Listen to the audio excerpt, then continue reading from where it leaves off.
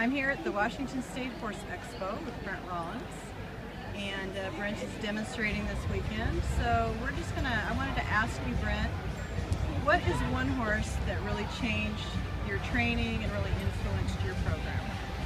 Well, it would most definitely have to be my very first Mustang that I ever trained for an EMM competition. And her name is Visalia, and a nice pair of people bought her, and she was my very first. I had no idea what I was doing. I think I left her in the trailer for like a week and kept reaching in there and touching her. I took her everywhere with me, from the grocery store to the gas station, because I was too scared to let her out.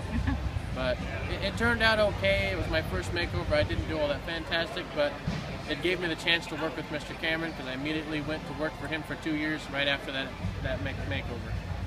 And how would you say this horse transformed you, if you will? So tell me about how you got the horse and what the first day was when you went and picked her up.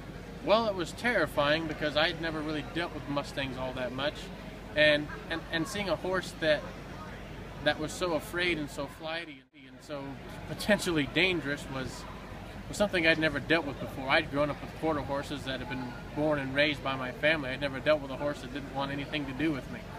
So I had to really change my training technique and really learn to speak the horse's language.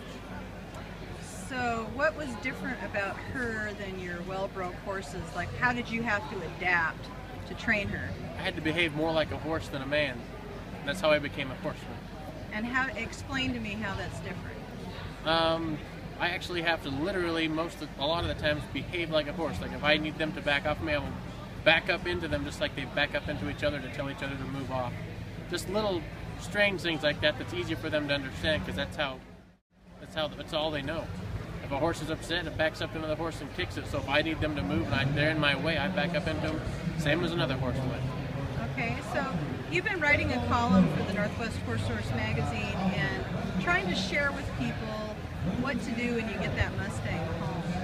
And tell me, what should the first day be like? The first day should be a lot of work within the first day. I mean, when I say the first day, I mean get them home, get them in their pen, and it depends on what time you get home from when you pick them up.